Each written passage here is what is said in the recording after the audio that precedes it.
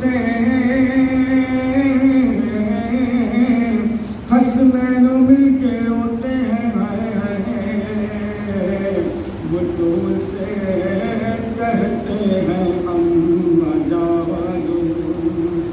ہمیں پیار کیجئے، اما دلا سا اٹھ کے ذرا ہم کو دیجئے، اما سلام آخری بیٹوں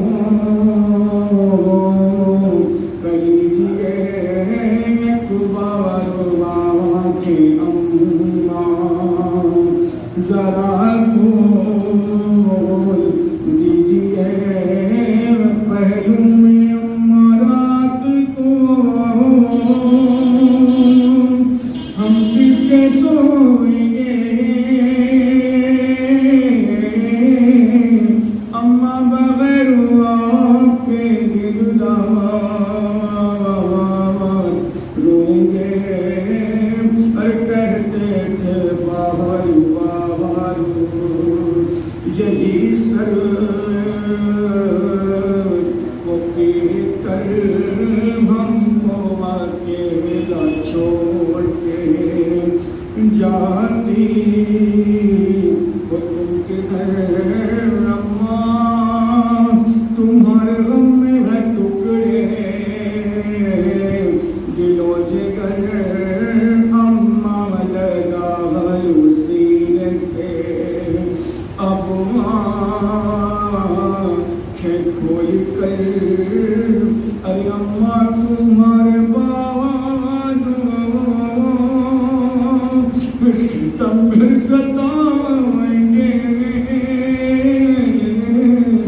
بعد آپ کے نہ چین سے ہم رہنے پائیں گے، اور جب فاطمہ کو غسل و کفن دے چکے علی میت سے، پھر تو زینب مستر لپٹ گئی، زینب کے پیروں سن کے قیامت وفا ہوئی، غش خاطر فضا میت زہرا پہ گر پڑی، کلثوم سر کو پیٹ کے بولی دہائی ہے، اور تاریخ تیسری یہ قیامت کی آئی ہے، حیدر سے پھر حسین نے رو کر کیا کلام، کر لو سلام آخری، زہرا کو لالا فام آنکھوں میں اشک بھر کے یہ بولا، وہ تشنہ کام اما اگر بلائے تو جاؤں پہ سلام، اما کے غم میں آنکھوں سے آنسو بہاؤں گا، جب فاطمہ بلائیں گی ملنے کو جاؤں گا، سن کر کلام حضرت شبیر نامدار مولا کائنات لگے رون زار زار، آواز دی بطول نے عادل ہے بے قرار، بندے کفن بھی کھل گئے، زہرا کہ ایک بار بولی کفن سے ہاتھوں کو باہر نکال کر، آپ پیار کر لوں باہوں کو گردن میں ڈال کر، آپ پیار کر لوں باہوں کو گردن میں ڈال کر، لکھا ہے جب یتیم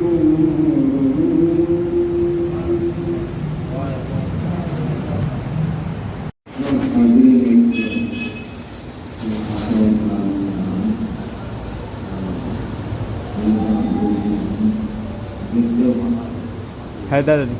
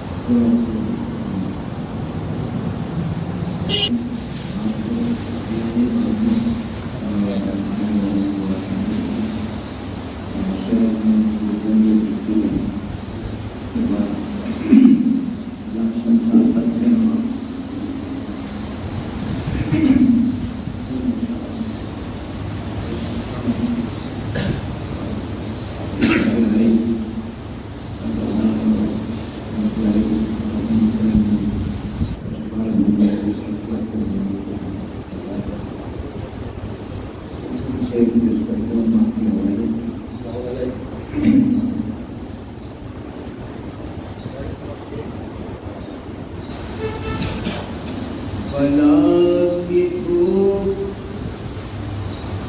سروں پر جو مہربان ہوئی، بلا کی دھوپ سروں پر جو مہربان ہوئی، ہر قدم پہ دعا ماں کی صاحبان ہوئی،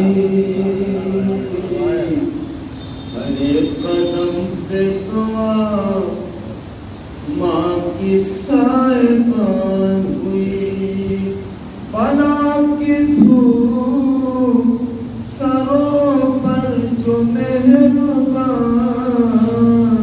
ہوئی، ہر قدم پہ دعا ماں کی صاحبان ہوئی.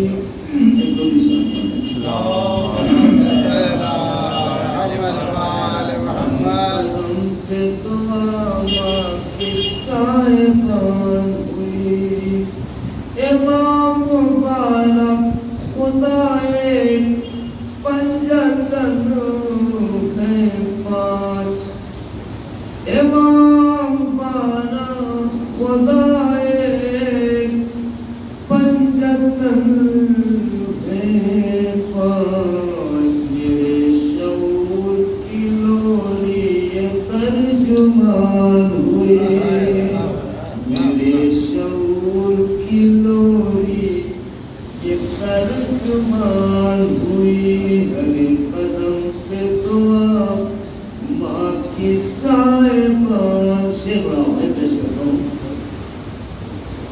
ہر قدم پہ ہماں کی گود میں مصروف ماتم شبیر، ہماں کی گود میں مصروف ماتم شبیر، کہ جیسے گود ہی فرش عزا کی شان ہوئی، کہ جیسے گود ہی فرش عزا کی شان ہوئی. درود شان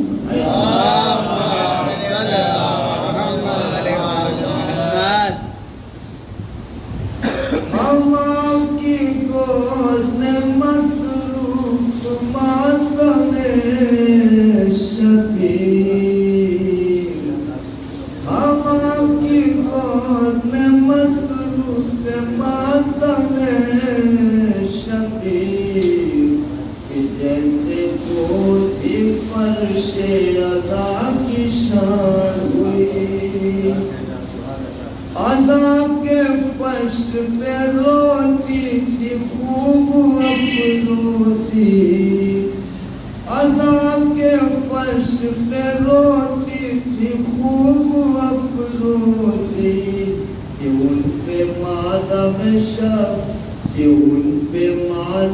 شبیر مہربان ہوئی، کہ ان پہ مادر شبیر مہربان ہوئی. ایک گروہ شاہ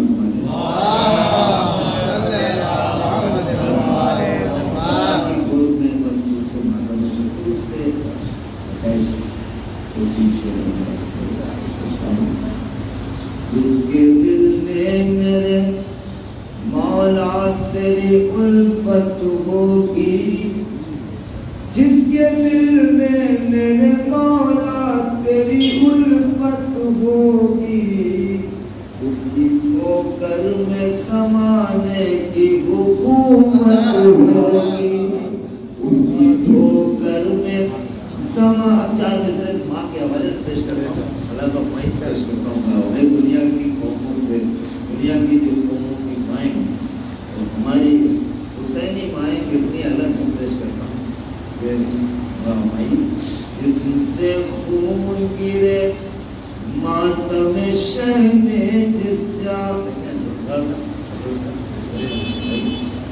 جسم سے خون گرے ماتم شہن جس جا، اور سے دیکھ وہیں پر کہیں جنت ہوگی، اور سے آدمیوں کے نظر یہ شعر اور سے دیکھ وہیں پر کہیں جنت ہوگی۔ کسی بھی ماں کے بچے کے انگلی تھوڑی سی زخمی ہو جائے تو نکل جائے تو وہ تڑپ جاتا ہے۔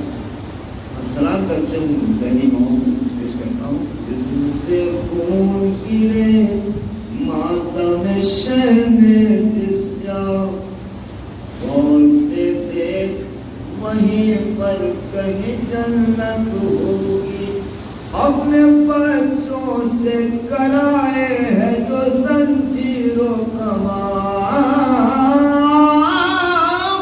اپنے بچوں سے کرائے ہے جو زنجیر و کماں، کیا کسی قوم کی ماؤں میں یہ جرت ہو، اپنے بچوں سے کرائے ہے جو زنجیر و کماں، کیا کسی قوم کی ماؤں میں یہ جرت ہوگی، اپنے بچوں سے کرائے ہے جو زنجیر و کماں، کیا کسی قوم کی ماؤں میں یہ جرت ہوگی۔ ایک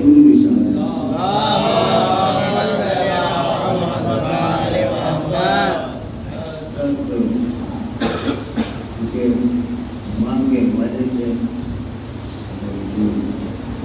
حسینی اداکار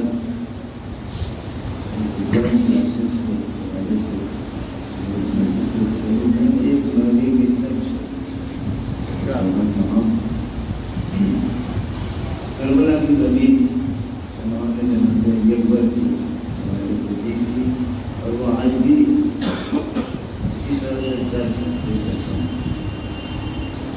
کیا وزن ہے کربل کا بتانے میں لگے ہیں، کیا وزن ہے کربل کا بتانے میں لگے ہیں، شہناز اکبر کو اٹھانے میں لگے ہیں، اکبر کی عزا ہونی ہے اے رات ٹھہر جا، اکبر کی عزا ہونی ہے اے رات ٹھہر جا، شبیر اب شمع بجھانے میں لگے ہیں، شبیر اب شمع بجھانے میں لگے ہیں، پھر بالی سکینہ کو جمالیں گے تماچے، پھر بالی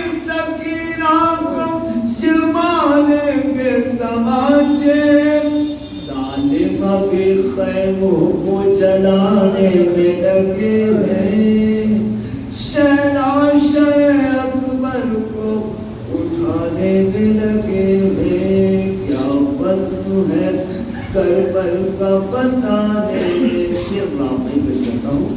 نیزے کی علی کھینچنا آسان نہیں ہے، نیزے کی علی کھینچنا آسان نہیں ہے، شے اپنے کلیجے کو دکھانے میں لگے ہیں، شے اپنے کلیجے کو دکھانے میں لگے ہیں،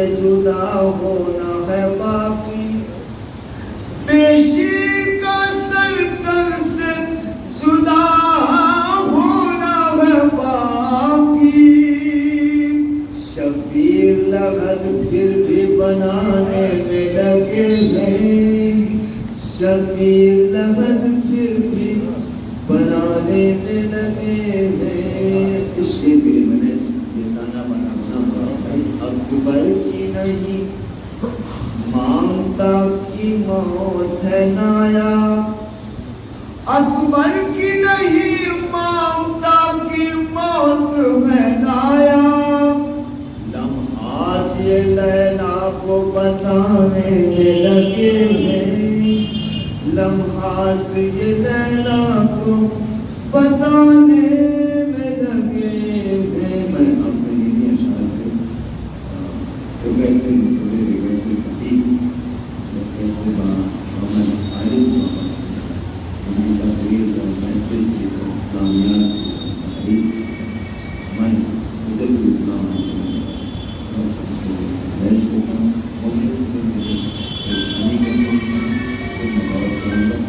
ایک درود سے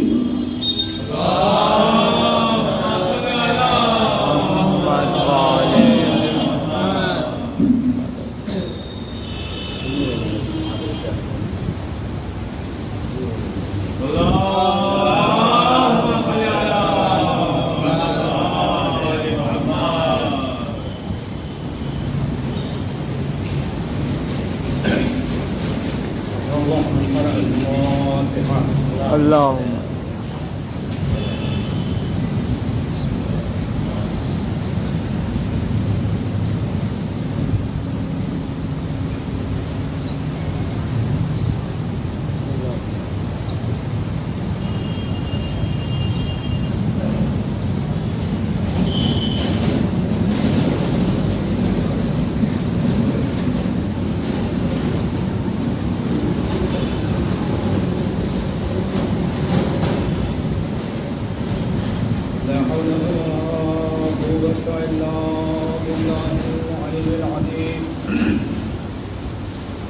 أعوذ بالله من الشيطان الرجيم بسم الله الرحمن الرحيم الحمد لله رب العالمين الذي جعلنا من المتمسكين بولاية أمير المؤمنين وأولاده المعصومين المنتخبين المنتجبين، والصلاة والسلام على سيد الأنبياء والمرسلين وخاتم النبيين وطه وياسين محبوب رب المغربين والمشرقين جد الحسن والحسين مولانا وسيدنا ونبينا وطبيب نفوسنا وشفيع ذنوبنا أبي القاسم اللهم صل على وآله الطيبين الطاهرين المعصومين المظلومين الذين أذهب الله عنهم الرجس وطهرهم تطهيرا اللهم صل على محمد وآل محمد ولعنة الله على أعدائهم وقتلتهم وغاصبي حقوقهم ومنكري فضائلهم ومصائبهم أجمعين من يوم عداوتهم إلى قيام يوم الدين آمين يا رب العالمين. أما بعد فقد قال الله سبحانه وتعالى في كتابه المجيد وفرقانه الحميد وقوله الحق بسم الله الرحمن الرحيم وقضى ربك ألا تعبدوا إلا إياه وبالوالدين إحسانا. اللهم صل على محمد وآل محمد وعجل محترم گزارش ایک مرتبہ سورہ حمد اور 3 مرتبہ سورہ توحید کا پڑھنا کر مرحومہ افروز بانو بنت حیدر علی کو بھی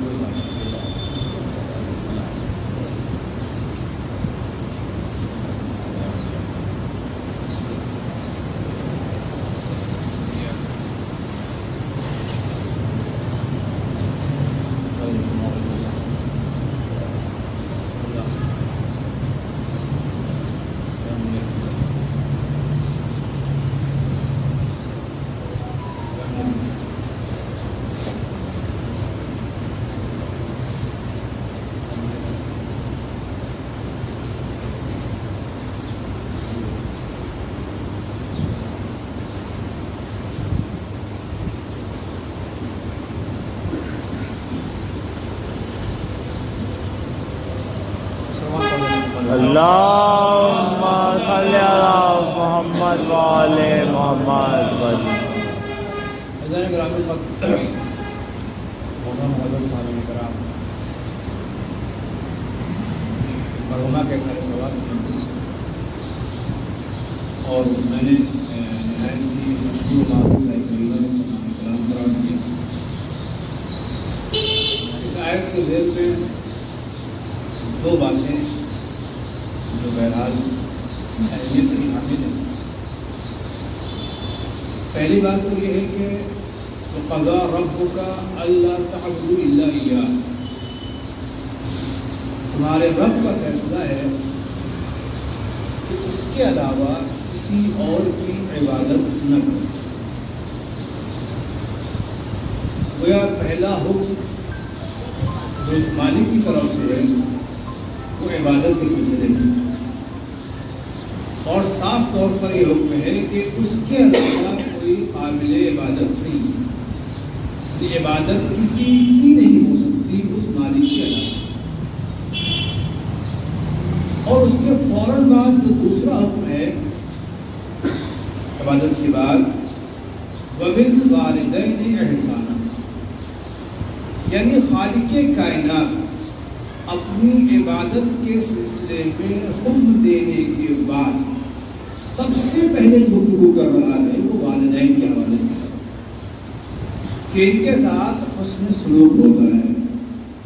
اب یہ دونوں باتیں ایک ساتھ بیان کی گئی ہیں، لہذا ان دونوں پہ ذرا غور کر رہے ہیں. جہاں تک میں سمجھ سکتا ہوں آسان لفظوں میں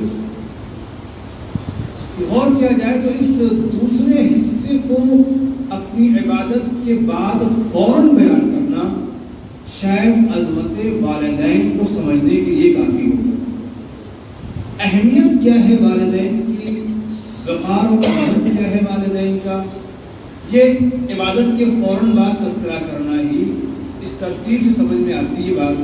اور اب اگر میں آسان لفظوں بات کو تھوڑی دیر آیتوں سے ہٹ کر کے، یہ انسان جس کو ماشاءاللہ سے اتنا اچھا سا وجود قدرت نے دیا اور خود بنانے پہ ناز کیا، إِنَّا خَلَقْنَا الْإِنسَانَ فِي أَحْسَنِ تَقْوِيمٍ، کہ ہم نے انسان کو احسن تقویم پہ خلق کیا، یعنی بہترین نظام پہ خلق کیا، بہترین سسٹم پہ خلق کیا. مگر جہاں کہتا ہے کہ ہم نے بہتر نظام پہ خلق کیا ہے، پھر وہی قرآن میں کہتا ہے کہ خلق الانسان غلوبا، انسان حریص اور لالچی خلق کیا گیا ہے. خلق الانسان عجوزا، انسان عاجز خلق کیا گیا ہے. خلق الانسان ضعیفا، انسان ضعیف خلق کیا گیا ہے. خلق الانسان عجولا، انسان بہت جلد باز ہے، اس کی طبیعت میں عجلت بہت زیادہ ہے. یہ ساری چیزیں اس انسان کے متعلق قرآن نے مختلف مقامات پر بیان کی. اور اگر آپ غور سے فکایت پر سننا چاہوں گا، جب کہتے ہیں خلق الانسان حلوبا، انسان بڑا حریص بن کیا گیا، لالچی بنایا گیا. اور اس کے فوراً بعد جو اس کی حرص کی وضاحت کی ہے قدرت نے، اذا مسه الشر جزوعا واذا مسه الخير منوعا. یہ جو حریص اور لالچی آدمی ہے نا، جب اسے کوئی پریشانی، کوئی تکلیف، کوئی مصیبت آتی ہے تو جزع اور فریاد شروع کر دیتا ہے، واہ واہ اللہ مچا کرتا ہے، ہنگامہ کر دیتا ہے. مگر جب اسے کچھ نعمتیں مل جاتی ہیں، جب کچھ خیر ملتا ہے تو منوعاً پھر یہ منع کر دیتا ہے، لوگوں کو روک دیتا ہے، دور کر دیتا ہے. اب قرآن کہہ رہا میں نہیں کہہ رہا ہوں، سورہ معارج کے 19-20 آیتوں سلسلے سے کہ انسان ہے ایسا حریص بنایا گیا ہے، جب کوئی پریشانی آئے تو چلانا شروع کرتا ہے، فریاد شروع کر دیتا ہے. جب اسے نیکیاں مل جائیں، نعمتیں مل جائیں تو پھر یہ منوعاً ہو جاتا ہے، روکنے لگتا ہے، عطا نہیں کرتا، دوسروں کو دیتا نہیں ہے. معبود جس انسان کی اتنی تعریف تو نے کی ہے کہ ہم نے اس کو اتنا اچھا بنایا، اتنا باکمال بنایا، اپنا تقویم کو خلق کیا، اسی کے اندر کی برائیاں تو رکھی اس کے اندر. خالق تو وہی ہے نا. یہ ہرس کیوں رکھی ہے ہمارے اندر؟ یہ لالچ کیوں رکھی گئی؟ اچھا بنا تو سب اچھا رکھا ہوتا. شاید خود آواز نادان اس نے جو دیا ہے اس میں کوئی عیب نہیں ہے. تمہارے اعتبار سے حرص اور لالچ بری چیز ہے، حالانکہ بذات خود لالچ بری نہیں ہے. سمجھو چاہتا ہوں، بذات خود لالچ بری نہیں ہے. اس لالچ کو غلط شے سے جوڑ دینا غلط ہے. نہیں آسان لفظوں میں کہہ دوں، اگر تم حریص دنیا ہو جاؤ، مال کے لالچی ہو جاؤ، دولت کے لالچی ہو جاؤ، منصب و شہرت کے لالچی ہو جاؤ تو تمہاری پستی ہوتی ہے. اور اگر تم علم کے لالچی ہو جاؤ، اطاعت پروردگار کے حریص و لالچی ہو جاؤ، حقوق ادا کرنے کے لالچی ہو جاؤ تو یہی حرص تمہیں کمال عطا کر دیتی ہے.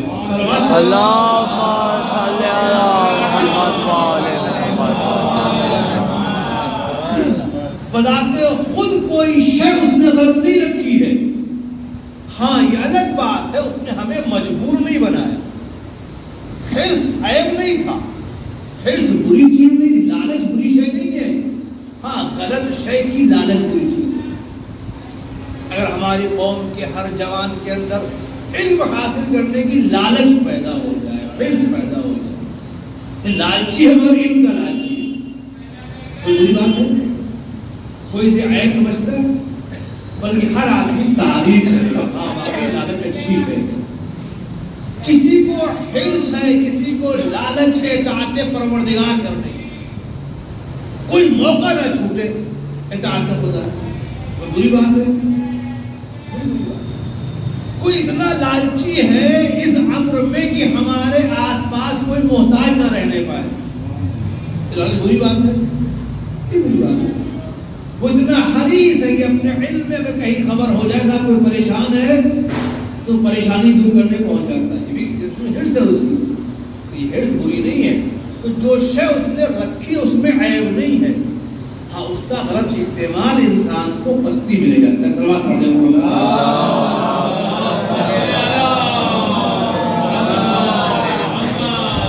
اور آسان کہہ دوں، خود علم کیا ہے؟ اچھی چیز ہے کہ بری چیز ہے؟ اگر یہی علم ہم نے حاصل کیا ہے مومنین کو پریشان کرنے کے لیے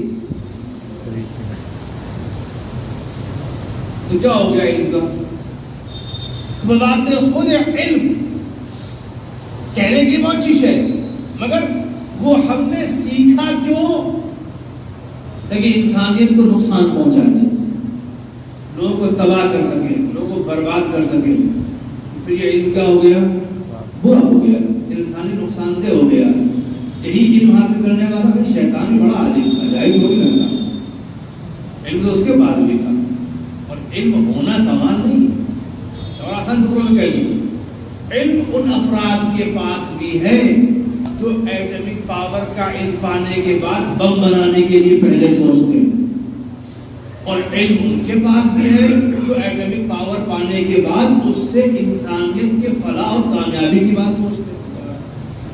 دونوں عالم ہیں، دونوں کے پاس ایٹم کا علم ہے، مگر فرق ہے ایک انسان اس علم کو انسانیت کے مفاد میں استعمال کرتا ہے، دوسرا اس سے انسان کو نقصان پہنچانا چاہتا ہے. تو علم خود برا نہیں ہوا، علم کا استعمال غلط ہوگا تو عالم برا کہلائے گا. اگر یہ صورت نہ ہوتی تو علماء حق اور علماء سو تقسیم نہ کیے جاتے. صلوات پڑھیں.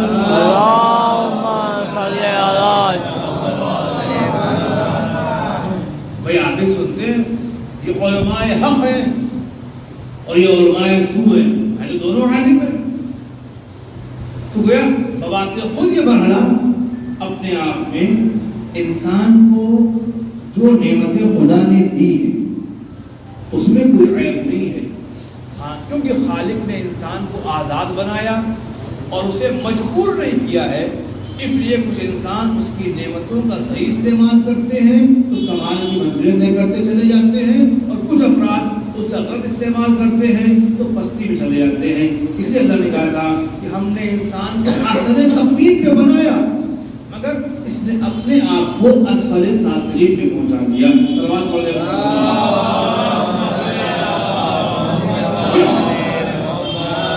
تو مسئلہ یہ کہ انسان ذات خود ماشاءاللہ کافی باکمال ہے, بہت سی نعمتیں اللہ نے دی ہیں. سب کچھ دینے کے بعد اس نے انسان سے عبادت کا مطالبہ کیا, عبادت کا مطالبہ, عبادت مانگی. اب یہ مرحلہ قابل غور ہے کہ کیا عبادت کا سوال فقط مسلمانوں سے ہے یا فقط مومنین سے ہے یا فقط متقین سے ہے؟ کس سے بات کا مطالبہ ہے؟ اور قرآن کی آیت پڑھوں تو قرآن میں خالق کہتا ہے کہ ہم نے عبادت کا مطالبہ تمام انسانوں سے کیا.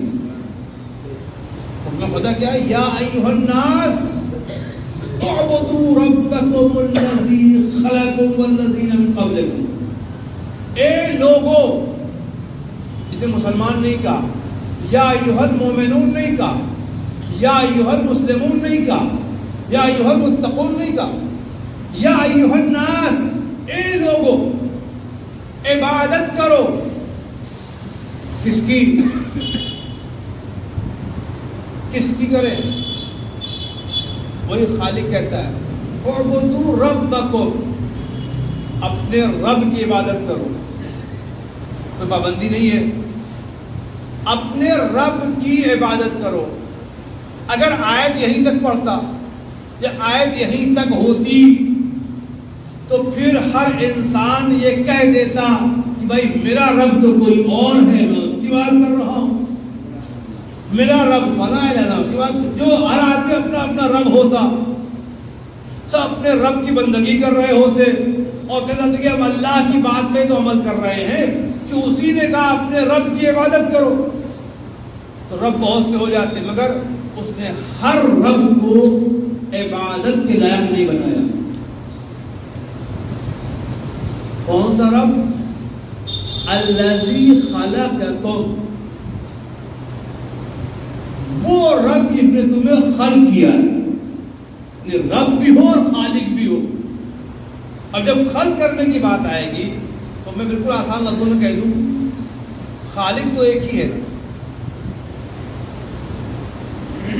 آج کے اس دور میں کبھی کبھی اگر آپ محسوس کریں تو سنتے ہوں گے لوگوں نے عالم انسانیت کو آپس میں لڑا دیا. یہ اللہ والے ہیں, یہ بھگوان والے ہیں, اور یہ جو ہے وہ بہدرو والے ہیں, اور یہ جو ہے وہ مسیح والے ہیں, اور یعنی کیا کیا ہے.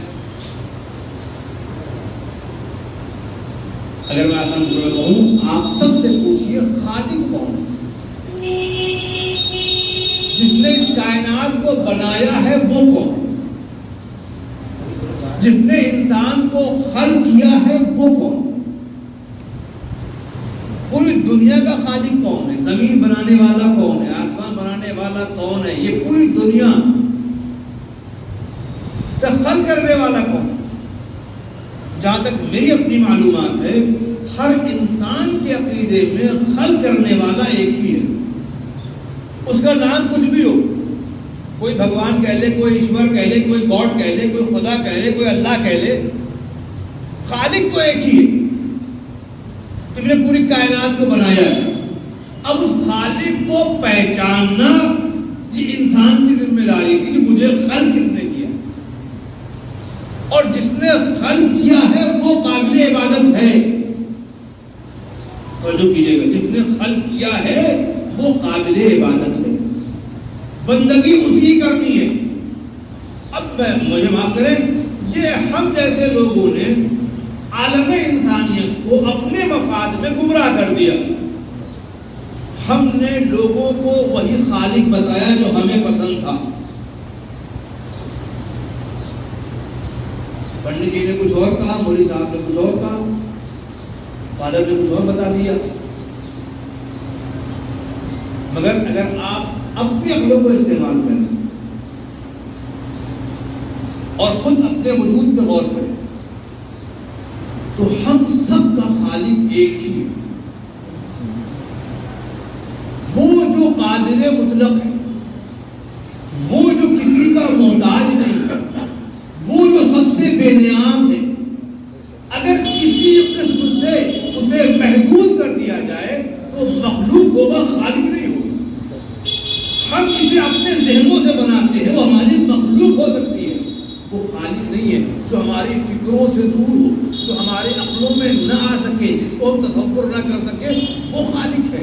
اور شاید اسی لیے کائنات کی ہر شے میں تفکر کرنے کا حکم دیا گیا ہے، اور خود خالق کے وجود کے بارے میں غور و فکر سے منع کیا گیا ہے، کیونکہ وہ ہماری فکروں سے پرے ہے۔ صلوات پڑھ لیں محمد اللہم صلی علی محمد و آل محمد۔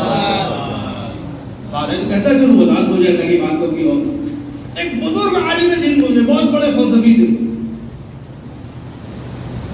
بڑے پریشان تھے، کچھ فکروں میں ڈوبے ہوئے تھے، مسئلہ حل نہیں ہو رہا تھا،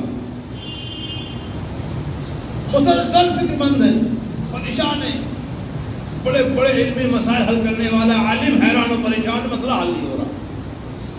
ان کا خادم تھا، نوکر تھا، ان کے پاس ہر دم رہا کرتا تھا۔ انہوں نے دیکھا سرکار بہت پریشان ہے، بہت رنجیدہ ہے، جب فکر میں ڈوبے ہوئے۔ سرکار مسئلہ کیا ہے؟ آپ پریشان نظر آ رہے ہیں، کیا بات ہے؟ اتنا بے چین کیوں ہے؟ اتنا اضطراب کیوں ہے؟ کہا ہٹو، تمہارا مسئلہ نہیں، بہت بڑا مسئلہ ہے، اس کو مل جاؤ گے۔ کچھ بتائیں تو صحیح۔ اب دیکھیے ہم لوگ کی پریشانی ہے، ہم اپنے آپ کو جو عالم مان لیتے ہیں، دوسرے کو کب کا جائے سمجھتے ہیں۔ ہٹو، تمہارا مطلب علمی مسئلہ ہے، تم لے جانو۔ تو اس خادم کا سرکار اگر تذکرہ فرمایا، ہو سکتا ہے شاید مسئلہ حل ہو جائے۔ ٹھیک ہے، بڑے ذکر سنو، میں فکر میں ڈوبا ہوں، وجود باری تعالیٰ سمجھ میں نہیں آ رہا۔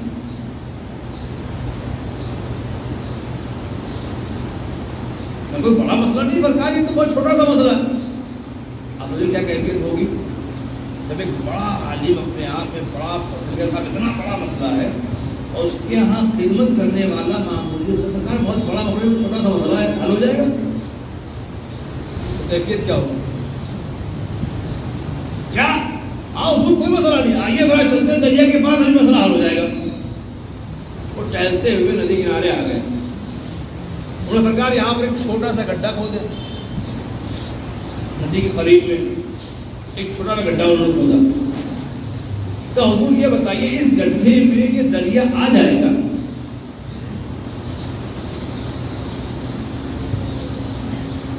اب وہ حیرت کا چہرہ ہے، احمق کو، بیوقوف کو، اس چھوٹے سے گڈھے میں دریا پورا کیسے آئے گا؟ سرکار وہی تو آپ کر رہے تھے، آپ کی چھوٹی سی فکر کے اندر وہ خالق کیسے آ جائے گا؟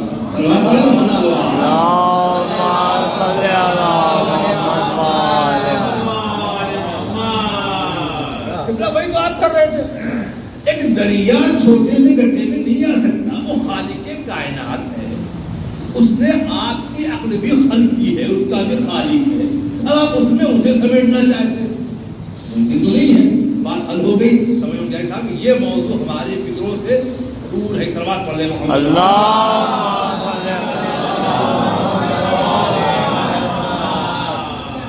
اسی لیے تفکر عبادت ہے، غور و فکر کرنا عبادت ہے۔ اللہ کی مخلوقات میں غور و فکر اور سوچنا بندگی ہے، اور بلکہ افضل ترین عبادت ہے، مخلصین کی عبادت ہے۔ لیکن ہو سکتا ہے کہ ہم نماز پڑھ رہے ہوں، روزہ رکھ رہے ہوں، حج بھی کریں، مگر مخلص نہ ہو، اخلاص اس کے اندر نہ پایا جائے۔ مگر جب کوئی بندہ کہیں تنہائی میں بیٹھ کر کے اللہ کی مخلوقات میں غور کرتا ہے، روایت کہتی ہے وہ مخلص بندوں کی بندگی ہوتی ہے، اللہ کے خالص بندے۔ مطلب آپ ضرور کر سکیں تو کر لیں،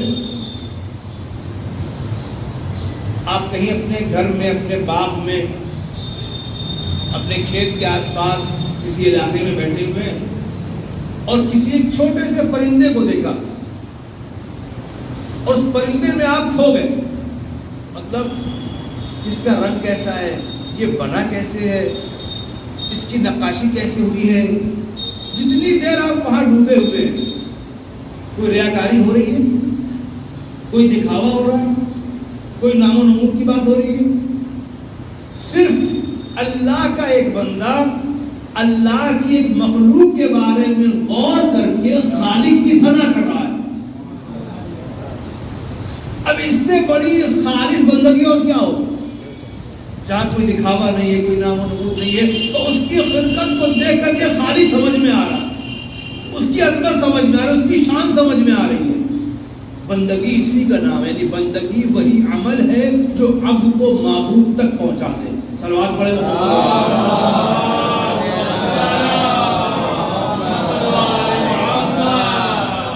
جو بندے کو اپنے خدا تک پہنچا دے. اور میں یہاں پہ ایک بات اکثر کہا کرتا ہوں، پھر دوہرا دیتا ہوں، شاید کسی اور مسلک اور مذہب میں یہ تفکر، یہ سوچنا، یہ فکر کرنا عبادت نہ ہو، مگر پھر بھی دوسری قوموں نے تفکر اور تعقل کے ذریعے نے فکریں کر کے، سوچ سوچ کر کے، دماغ استعمال کر کے، عقلیں استعمال کر کے میں نے کتنی چیزیں ایجاد کر دی. جب وہ کوئی چیز ایجاد کرتے، اہل علم اور دنیا والے ان کی بڑی تعریف کرتے، کیا سائنٹسٹ ہے اور کیا مفکر ہے، کیا صاحب نظر ہے، کیا نئی چیز بنا دی. آپ کیا کہنا ان سائنس والوں نے؟ جبکہ ہمارے مالک نے، ہمارے رہبروں نے، ہمارے ائمہ نے، ہمارے نبی نے ہم سے کہا تھا اگر تم اللہ کی مخلوق میں غور کرو گے تم عابد شمار کیے جاؤ، عبادت ہوگی تمہاری. ہم نے اس عبادت کو انجام ہی نہیں دیا. ہم نے اس عبادت کو سمجھا ہی. یہ بات ہے، کہنے دیجیے مجھے، ہم نے عبادت فقط کچھ افعال میں محدود کر دی کہ مسجد میں آئے تو عبادت ہو گئی، فرش اعضاء پہ گئے تو عبادت ہو گئی، مجلس میں پہنچے تو عبادت ہو گئی، یا ہم نے مسجد بنوا لی تو عبادت ہو گئی، امام باڑہ بنوا لی عبادت ہو گئی. ہم نے چند افعال نہیں محدود رہ گئے. قدرت نے ہمیں اتنا محدود نہیں بنایا تھا. اسے پوری کائنات کا نظام چلانا ہے اور کائنات کے نظام کو چلانے کے لیے ہر جگہ اسے اپنے مخلص بندوں کی ضرورت ہے. اب میں اگر پوچھوں آپ سے، نوجوان بھائیوں سے خاص طور سے، کہ اگر اس شہر کا نظام ہمیں چلانا ہو تو ہمیں کم سے کم کچھ ایسے افراد چاہیے جو ایک ایز اے ڈی ایم اس سسٹم کو سنبھال سکیں. کوئی ایس پی پوسٹ کا چاہیے ہمیں جو نظام کو سنبھال سکے. کوئی بڑا ڈاکٹر، بڑا آفیسر، جتنے بھی شعبے آپ تصور کر لیں، ہر ڈپارٹمنٹ چاہیے کہ نہیں چاہیے. ایک شہر میں جتنے ڈپارٹمنٹ ہیں، ہر ڈپارٹمنٹ کے اعلیٰ ترین سطح پر بیٹھنے والا کوئی ادھیکاری چاہیے کہ نہیں چاہیے. آپ حیرت سمجھے دیکھیں، ہم علی جیسے رہبر کے پیروکار ہو کر کے جس سلسلے کا آج بھی علی موجود ہے، زندہ ہے، اس سے رابطہ بھی کر سکتے ہیں. ایسا منع نہیں، رابطہ نہیں ہو سکتا. اتنی بڑی رہبری اور گائیڈنگ کے باوجود ہم ایک شہر کا نظام چلانے کے لائق نہیں بن پائے. ملک کیا چلائیں گے؟ کیوں؟ کیا علم حاصل کرنا بندگی نہیں ہے اللہ کی؟ کیا اپنا وقت تعلیم میں صرف کرنا عبادت نہیں ہے؟ ہمیں بتایا نہیں گیا تھا، مجھے معاف کیجیے گا. روایتیں یہاں تک کہتی کہ شب قدر، پتہ شب قدر کیا ہے؟ بڑی عظمت والی رات ہے نا، بڑی عبادت والی رات ہے کہ نہیں؟ ہے نا؟ کیا کرتے ہیں ہم لوگ اس رات کو؟ نمازیں پڑھنی رات بھر ہم نے، دعائیں پڑھنی ہم نے رات بھر. روایتیں صاف کہتی ہیں شب قدر میں علمی مباحثہ زیادہ بہتر ہے آپ کے مستحب نمازوں سے.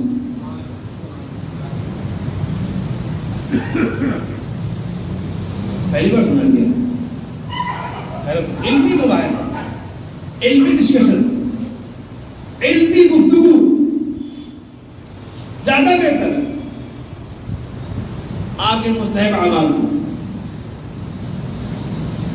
اس رات کی بات کر رہا ہوں اصبر والی رات، جہاں تک میں سمجھ پایا کیونکہ علم ذریعہ ہے معارفت پروردگار کا.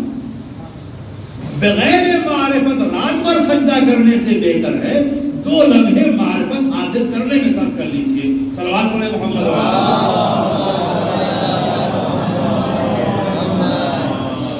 معرفت رب زیادہ اہمیت رکھتی ہے.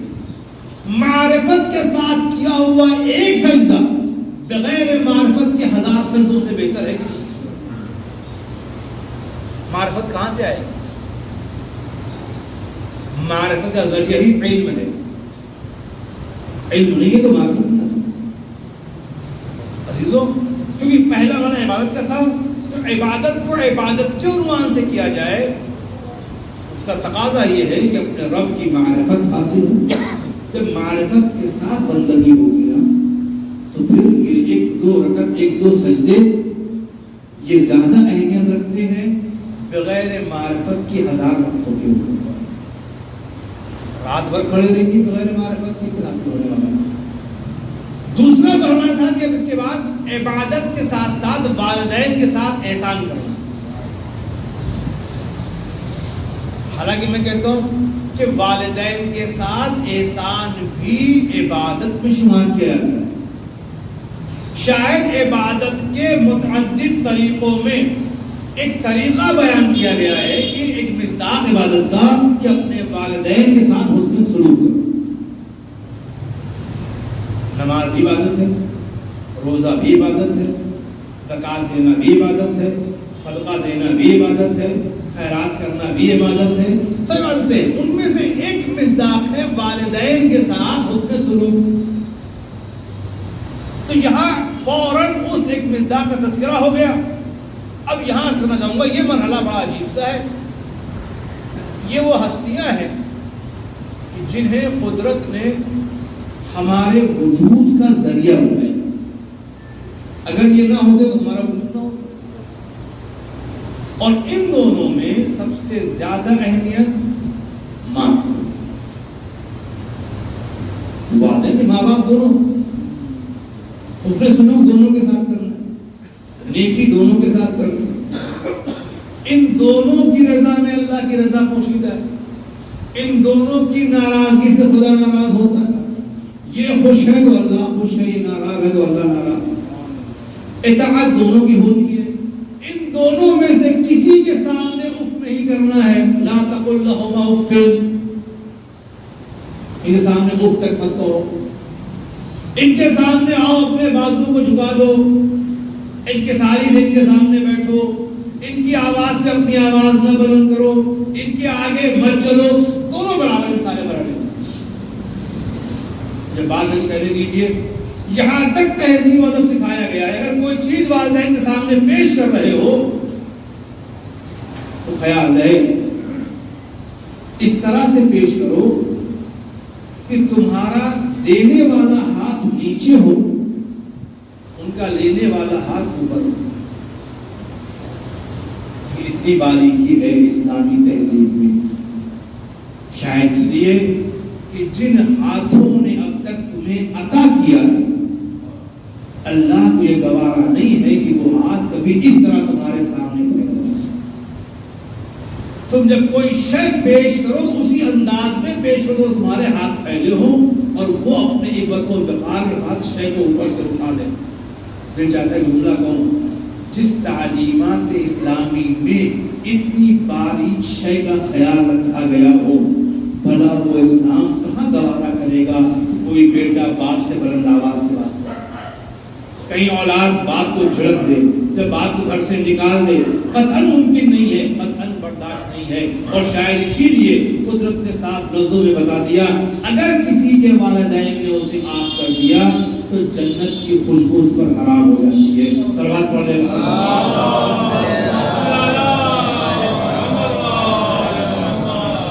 اس لیے میں بڑے ادب سے اپنے قوم کے بچوں سے عرض کرنا چاہوں گا اگر اس کائنات میں دونوں جہان میں کامیاب ہونا چاہتے اس کا سب سے آسان راستہ ہے ماں باپ کی خدمت کرو, ان کی دعائیں لو, کامیاب ہو جاؤ. اور اگر ان کو ناراض کیا کچھ بھی ہو جاؤ, کامیاب نہیں ہو. اور میں ایک بات کہوں اپنے بچوں کے لیے خاص طور سے, جہاں تک میرا اپنا مشاہدہ ہے, اکثر آپ لوگ بھی کہتے ہیں صاحب کہ قوموں میں یہ پنجابی قوم بڑی کامیاب ہوتی ہے. ایسا ہوتا ہے. ہمارے اسلامی طبقے میں جو خوجہ جماعت ہمارے کہلاتی ہے, خوجہ قوم جو پہلے نان مسلم تھے, مسلم پوری جماعت ہے ماشاءاللہ, پوری دنیا میں پھیلے ہوئے, یہ تو بڑی کامیاب قوم ہے علمی اعتبار سے بھی, مالی اعتبار سے بھی. ایسا ہے میں نے کہا ایسا ہے. میں اس کی وجہ تلاش کر رہا ہوں. وجہ کیا؟ بہت سی وجوہات ہوتی ہیں, ان سب وجوہات میں ایک سبب جو میں محسوس کر پایا کہ ان کے گھروں میں گھر کے بزرگ کا بڑا احترام. بیٹا بہت بڑا, مطلب بیٹا خود دادا بن چکا ہے, اس کا باپ اگر زندہ ہے تب بھی وہ گھر سے باہر بغیر اپنے باپ کا ہاتھ چھونے نہیں جاتا, ان سے دعا لیے بغیر باہر نہیں نکلتا. یہ گھر میں بھوک کا احترام ہے, ضعیف ترین ہے مگر محترم ہے. بڑے گھر کا ہر آدمی بزرگ سے مل کر کے ہاتھ ملا کے بوسہ دے کے کب گھر سے باہر نکلتا. جہاں تک میں یہی شاید کامیابی کا راز ہے کہ جنہوں نے اپنے گھر کے بزرگ کا یہ احترام کیا ہے, اس بزرگ کے دہن سے نکلی ہوئی دعائیں خدا رد نہیں کرتا, بلکہ بعض روایتیں کہتی ہیں گھروں میں, تمہارے گھروں میں یہ سفید ریش والے جو بزرگ بیٹھے ہیں ان کی اہمیت گویا نبی جیسی. اب اگر یہاں تک منزل ہے جو ہمارے گھر میں ضعیف ترین بھوک ترین ہستی بیٹھی ہے, گویا اس کا اتنا رتبہ ہے تو جو اس کی دعائیں لے کر کے قوم آگے بڑھے گی تو بڑا سے ناکام کو بڑھا. تو کامیابی کا ایک آسان سا طریقہ یہ ہے کہ اپنے بزرگوں کی دعائیں لے کر کے گھر سے نکلا. کسی کام پہ جاؤ تو ان سے بہرحال, آپ تو مجھے معاف کریے گا, ہمارے نوجوان بھائیوں کا مزاج بالکل بدل چکا ہے, وہ تو بتانا بھی نہیں کرتے کہیں جا رہے ہیں, وہ تو بہت دور کی بات ہے.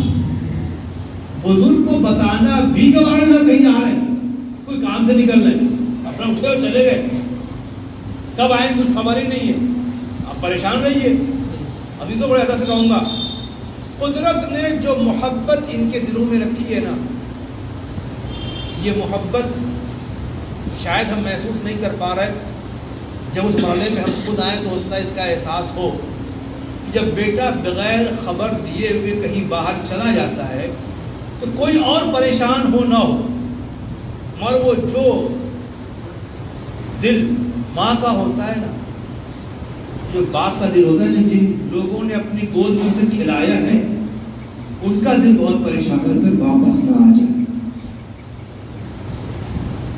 اور اللہ جانے کیا قدرت نے نظام بنایا ہے کہ دو ہستیاں اتنا زیادہ چاہنے والی پہلے بنا دی ہمارے اس کائنات میں آنے سے پہلے.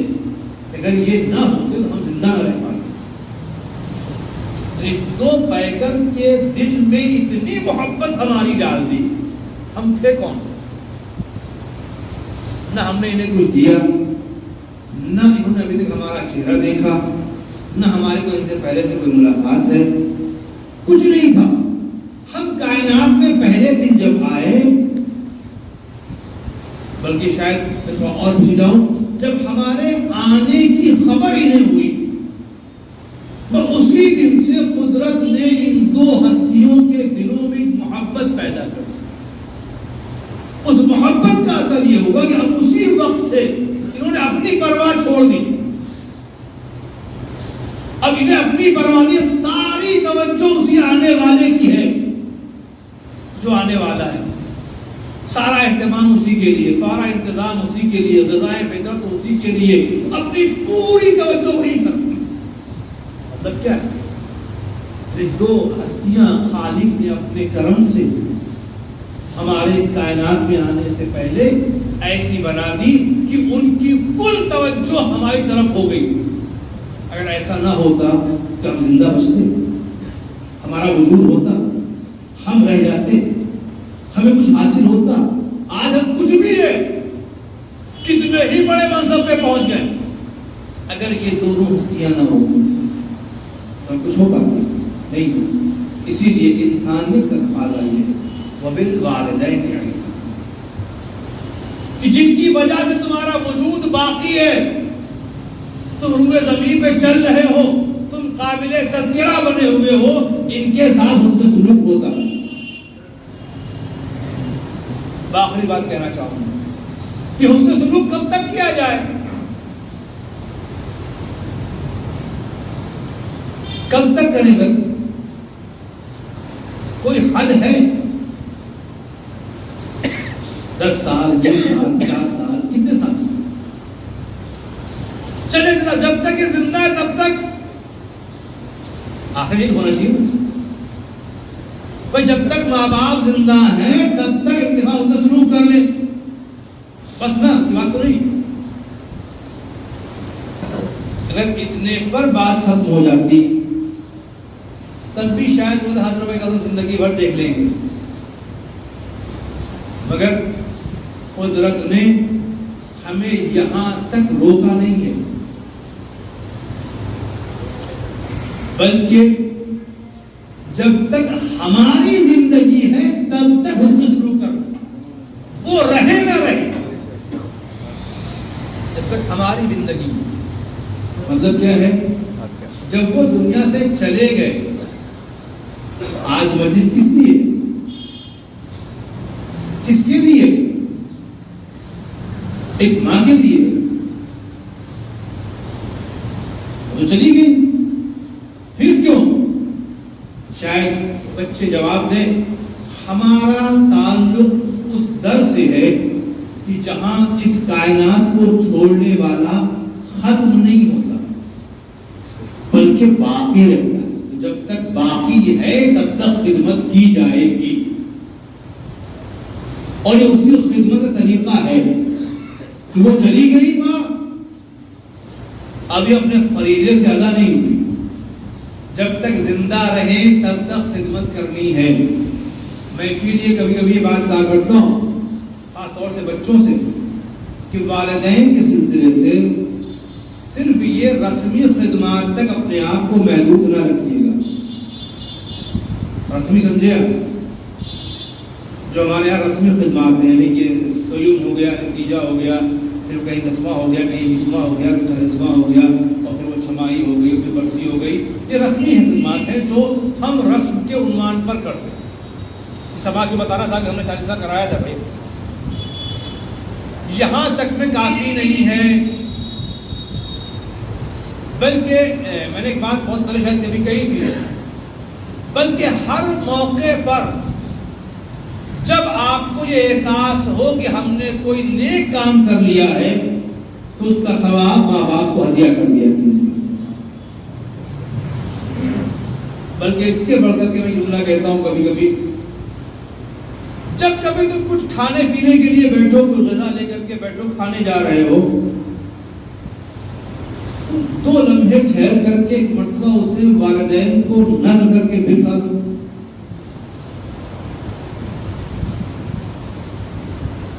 4 منٹ لیں گے غذا پادا، اسے اس پر فاتحہ پڑھ کر کے، اسے نم کر کے والدین کے حوالے سے، حضور والے سے کب کھا لیجیے، کھانا آپ ہی کو ہے، کوئی نہیں دے گا۔ اچھا، نظر کے بعد چلا نہیں جائے گا، آپ کے پاس رہے گا، اور بڑا فرق آ جائے گا، بڑا فرق آئے گا۔ ایک تو وہ نظر کی وجہ سے محترم ہو جائے گا، احترام سے کھایا جائے گا، اور اس اسی کے ساتھ ساتھ یہ عمل آپ کے مرحوم والدین کے حق میں کار خیر کہلائے گا۔ اگر زندگی میں کسی بات پہ ماں باپ ناراض رہے ہوں اور خفا چلے گئے ہوں گے تو اس عمل مسلسل کی وجہ سے راضی ہو جائے گے۔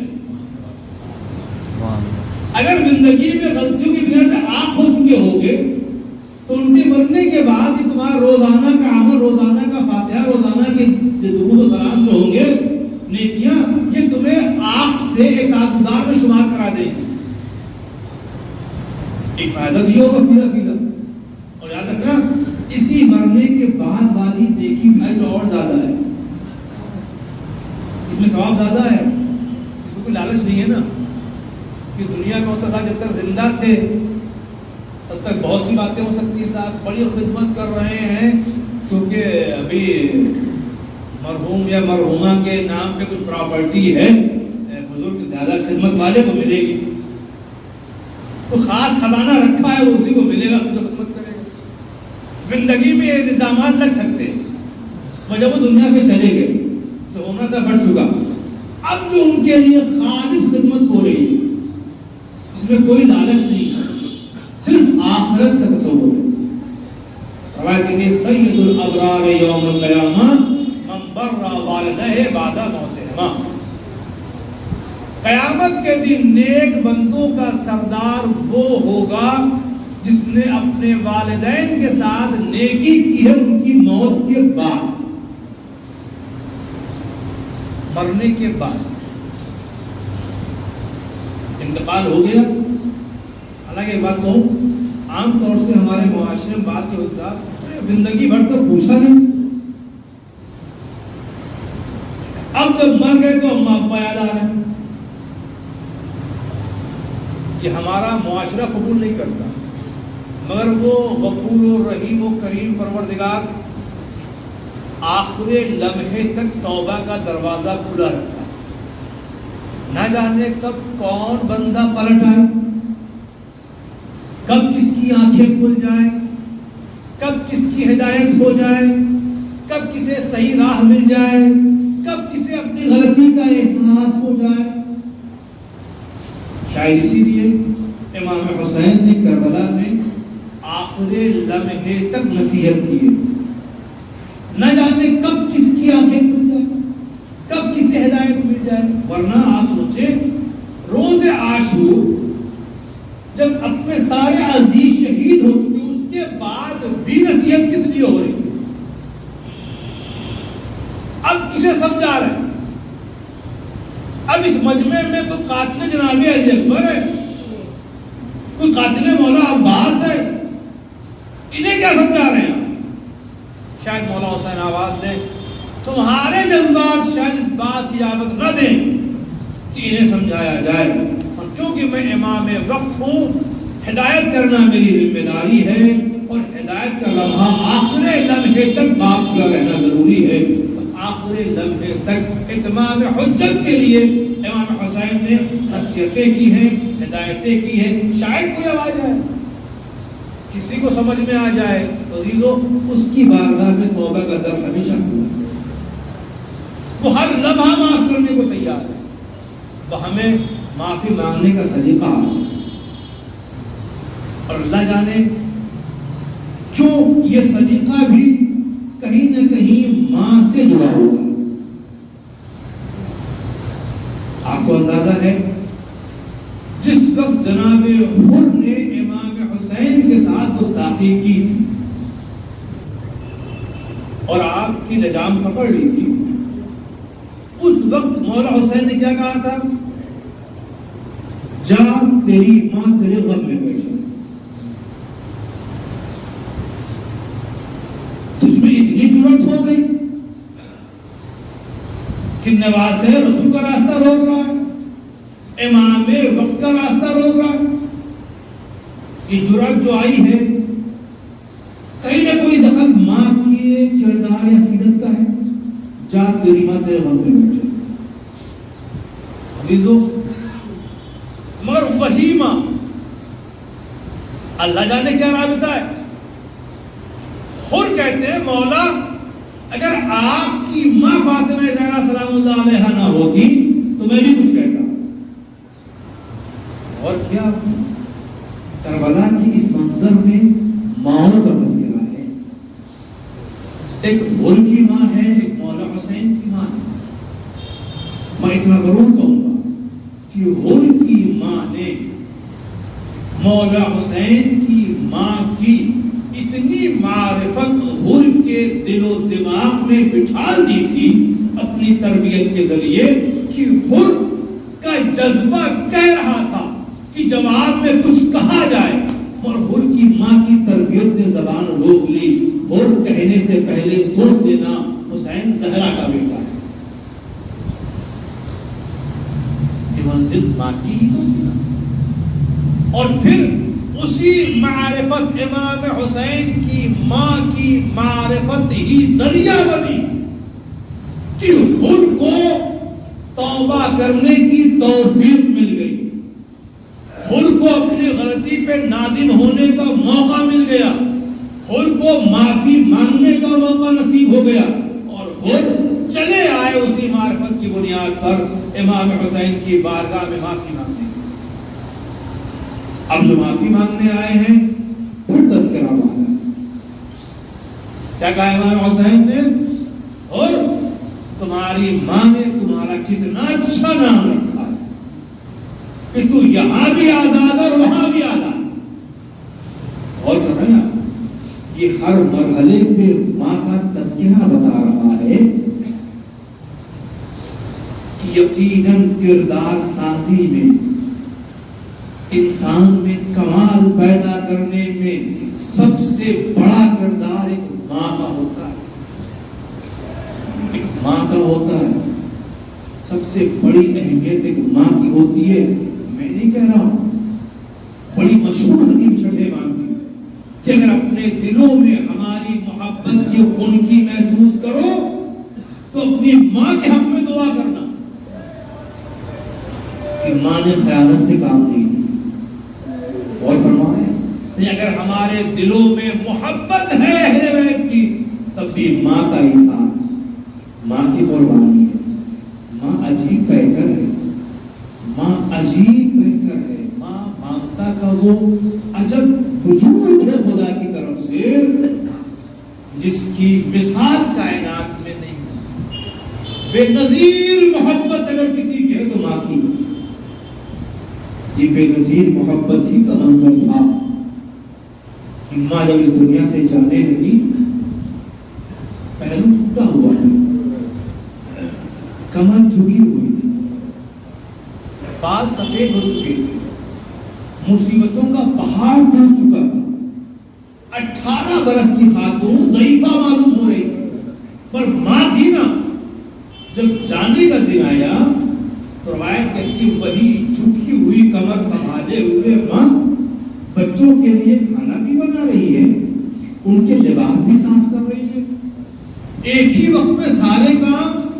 ماں کو خبر ہے نا کہ اب آج میرا آخری دن ہے, بچوں کے لیے خدمت نہیں ہو پائے گی, لہذا ماں یہ پہلے سے انتظام کر رہی ہے. یہ ماں کر سکتی ہے ٹوٹی پستیوں کے ساتھ بچوں کا اتنا خیال کرنا. اور اتنی سی بات نہیں ہے, اب پھر ماں کی ممتا ہی کہہ رہی ہے دیکھو جب میرے بچے آ جائیں نا انہیں میرے مرنے کی خبر نہ دی, پہلے انہیں کھانا کھلائے. ایک ماں کی ممتا ہی تو ہے نا. وہ ماں جو جانتی ہے کہ میرا لال حسین بھوکا کیسا شہید کیا جائے گا, وہ جاتے جاتے اپنے بچے کے لیے اہتمام کر رہی کہ وہ آ جائے تو پہلے کھانا کھلا دینا. اب یہی ماں ہے نا. ماں دنیا سے رخصت ہو گئی, بچے گھر میں داخل ہو گئے, حسب وصیت تھا کہ پہلے کھانا کھلانا, دسترخوان لگا دیا گیا, بچوں پہلے کھانا کھا لو پھر بتاتے ہیں ماں کا. عجیب جملہ کہا شہزادوں نے, کیا کبھی بغیر ماں کے کھاتے ہوئے دیکھا؟ جن بچوں نے اپنی اب تک کی زندگی میں ماں کے بغیر کھانا نہ کھایا ہو تو جب بھی غذا سامنے آئے گی ماں بہت یاد آئے. اماں بغیر ماں کے کیسے کھانا ہو سکتا تھا؟ شاید یہ اس لیے تھا کہ اس ماں کو خبر ہو چکی تھی کہ میرا لال بھوکا پیاسا شہید کیا جائے گا، اس لیے ماں نے ہمیشہ اپنے ہاتھوں سے اپنے ساتھ کھلایا تھا۔ بابا میں ختم کر دی گفتگو، یہی ماں تھی، یہ اہتمام تھا۔ اب ضبط نہ رہا، بچوں کو بتایا گیا ماں اس حجرے میں آرام کر رہی۔ شہزادے ماں کے پاس آئے، اماں بولو، ماں کلام کرو۔ ماں بولتی کیوں نہیں ہے؟ جب ماں نے کچھ جواب نہ کیا، بچے وہاں سے فوراً چلے بابا کو خبر دینے کے لیے، ختم کرنے کے لیے۔ مگر اب روایت کی فکر یہ ہے جب مولا علی کو اطلاع ہوئی تو علی جیسا بہادر مسجد سے گھر تک آنے میں چند مقامات پر بیٹھا ہے، پھر اٹھا ہے۔ ایک شریک حیات کے گزر جانے کی خبر نے علی جیسے شجاع کو اتنا کمزور کر دی۔ تو عزیزوں، میں نے ختم کر دیا، وہ مرحلہ آ گیا کہ بچے بلائے گئے، آؤ اپنی ماں سے رخصت ہو۔ ماں جس کی محبت ہر موقع پہ یاد آئے گی۔ جب شہزادے آئے ہیں تو روایت کا جملہ یہ ہے کہ آ کر کے بچوں نے ماں سے اپنے اپنے انداز میں ودا ہونے کا ارادہ کیا اور بہن و فریاد کیے اور گریہ وزاری ہوتا رہا۔ اور بعض روایتیں کہتی ہیں کہ مولا حسین نے آ کے اتنا کہا تھا، اماں جب تک نہیں بلاؤ گی نہیں آؤ۔ چھوٹے فرزند تھے، چھوٹے شہزادے تھے، اللہ جانے امام حسین کے لب و لہجے میں کیا درد تھا، ماں کو پکارنے کا کیا انداز تھا کہ مرتبہ بندے کفن ٹوٹ گئے اور ماں نے ہاتھ بڑھائے۔ بعض علماء کہتے ہیں وہ ہاتھ جو ظالم کے ذریعے زخمی کرنے کے بعد اب تک نہ اٹھا تھا، حسین کے بلانے کو اٹھ گئے۔ بیٹا آ کے ماں کے سینے سے لپٹ گیا، ماں کے سینے سے لپٹے ہوئے امام حسین۔ اب اللہ جانے بیٹے اور ماں میں کیا باتیں ہو رہی تھی، کیا منظر تھا، گریہ و فریاد کا کیا سما تھا۔ اتنا روایت نے سہارا دیا، آواز آئی، علی حسین کو جدا کرو ورنہ قیامت آ جائے گی۔ کیا ہوا؟ کہا صفے ملائکہ میں کوہرام برپا ہے، حسین کا رونا فرشتے برداشت نہیں کر پائے۔ دل چاہتا فرشتوں سے کہو، ہے فرشتوں ابھی تو حسین اپنی ماں کے سینے سے لپٹ کے رو رہے ہیں، تمہیں برداشت نہیں۔ جب اسی ماں کے زانوں پہ حسین کا سر ہوگا اور ظالم کا خنجر ہوگا، وہ منظر تم بھلا کیسے برداشت کرو گے؟ اللہ فقط ہو گئی مجلس کہ بیٹا ماں سے جدا ہو رہا تھا۔ صرف بیٹے کی بات کر رہی ہے، زینب و ام کلثوم نے بھی فریاد کی ہے۔ بیٹیاں تو اور زیادہ مضطرب و پریشان ہوتی ہیں جب ماں سے جدا ہونے لگے۔ باقیزو شاید اسی وقت یہ وعدہ ہو گیا ہو، اماں آج یہاں آپ نے بلایا میں آ گیا، اے اماں جب کربلا کے میدان میں تنہا رہوں گا تو آپ آ جائیے گا۔ شاید اسی لیے ماں کی مامتا تھی کہ ماں کربلا بیٹے سے پہلے پہنچ گئی تھی، ماں پہلے پہنچ گئی تھی۔ علماء کہتے ہیں ماں نے پہنچ کر کے زمین کربل کو اپنے بالوں سے صاف کر لیا تھا۔ جب میرا لال گھوڑے کی پشت سے زمین کی طرف آئے تو میرے لال کو اذیت نہ ہو، یہ ماں کی مامتا تھی۔ مگر اے عوادارو، دل چاہتا اس ماں سے پوچھوں کہ جس ماں نے زمین کربل کو صاف کیا تھا، اے شہزادی جب حسین نے امام مظلوم کے جسم اقدس کو تیروں پہ معلق دیکھا ہوگا تو آپ کے اوپر کیا گزر گئی؟ وہ ماں کتنا تڑپی ہوگی کہ جس نے زمین کو صاف کیا تھا، میرے لال کا جس تیروں کے اوپر معلق ہے، تو آخری فکرہ ختم ہو گئی۔ بچے روایتیں بیان کرتی یہ ہے جس وقت امام حسین کا سر ظالم قلم کرنا چاہ رہا تھا، وہ منظر بڑا پردر تھا، بڑا عجیب تھا۔ تمام ملائکہ اس منظر کو دیکھنے کے لیے آئے تھے، انبیاء موجود تھے کہ ایک بندہ اپنے معبود کی رضا کے لیے اپنا گلا کیسے پیش کر رہا ہے۔ سارے انبیاء و فرشتے موجود تھے کربلا کے میدان میں اس منظر کو دیکھنے کے لیے۔ اللہ جانے حسین غریب کی مظلومیت کتنی تھی، کتنا درد تھا اس منظر میں، کوئی برداشت نہ کر سکا۔ انبیاء آہستہ آہستہ واپس چلے گئے، فرشتوں نے منہ پھیر لیا، لوٹ گئے، سب چلے گئے۔ اب جو امام حسین نے آخری مرحلے میں آ کے بولی، کیا دیکھا؟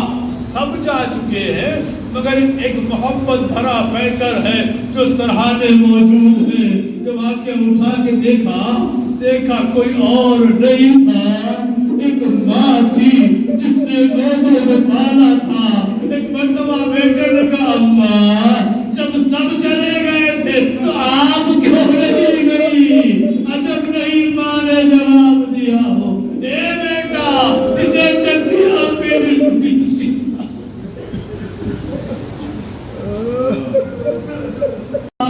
आ रहा है अम्मा दो सहारा आ रहा है अम्मा दो सहारा बाजार आ रहा है अम्मा दो सहारा बाजार आ रहा है अम्मा दो सहारा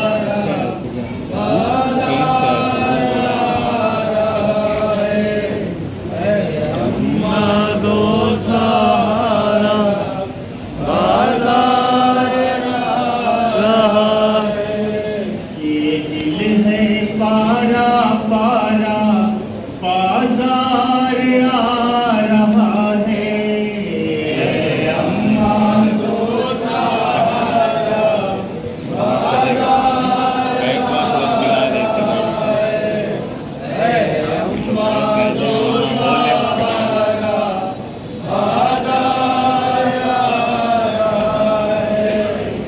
अम्मा दो सहारा बाजार आ रहा है अम्मा दो सहारा बाजार आ रहा है अम्मा दो सहारा बाजार आ रहा है अम्मा बावफा का सर भी लहू लहू है, रहबार के गले में हाय वो माहरू है, कैसे करेगा वाला बाजार आ रहा है अम्मा दो सहारा बाजार आ रहा है अम्मा दो सहारा बाजार आ रहा है दीवारों में घरों में शीशे जड़े हुए हैं, हर सिमत भाइयों के कातिल खड़े हुए हैं, महशर का है नजारा बाजार आ रहा है अम्मा दो सहारा बाजार आ रहा है अम्मा दो सहारा बाजार आ रहा है देखी है आपने भी दरबार की कयामत, ऐ अम्मा फिर भी सर पर चादर तो थी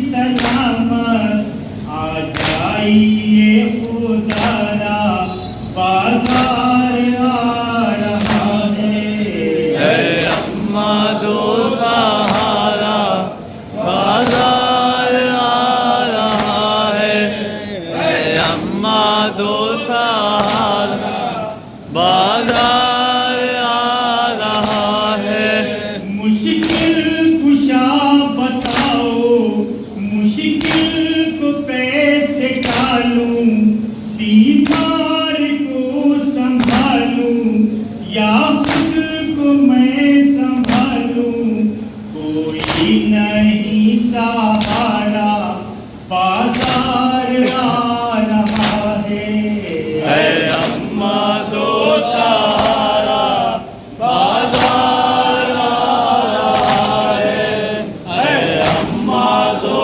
सहारा बाजार आ रहा है बरसात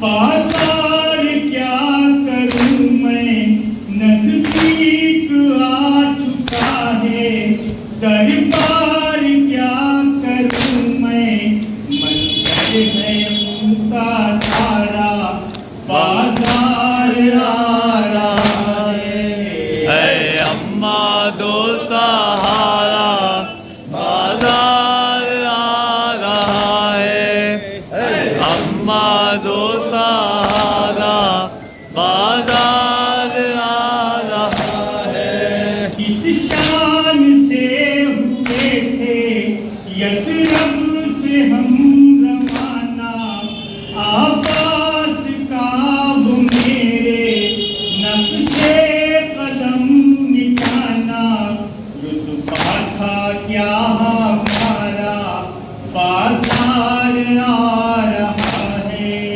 اے اماں دو سہارا بازار آ رہا ہے اے اماں دو سہارا بازار آ رہا ہے جب سے